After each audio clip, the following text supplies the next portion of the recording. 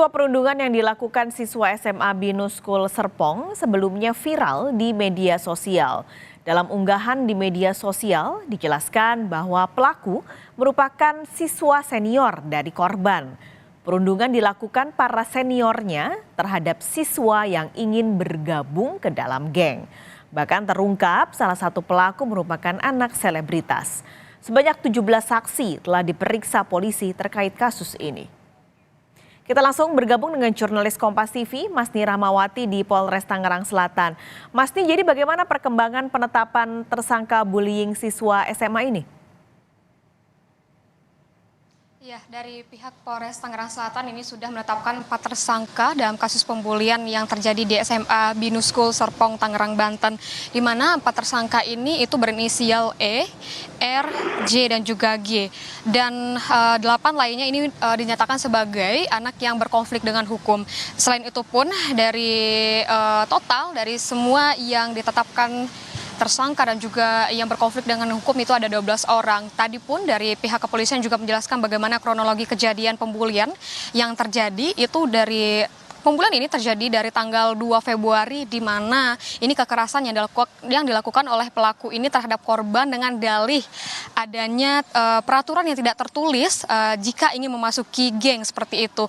Dan pada tanggal 13 Februari ini kejadian ini, kekerasan ini kembali terjadi karena dari pelaku ini tahu bahwa dari korban ini melaporkan ke saudaranya bahwa dia mengalami kekerasan yang dilakukan oleh para seniornya seperti itu. Dari hasil visum yang dilakukan dari pihak kepolisian juga didapatkan adanya memar di sekitar leher dan juga lecet dan juga adanya luka bakar seperti itu di tangan korban.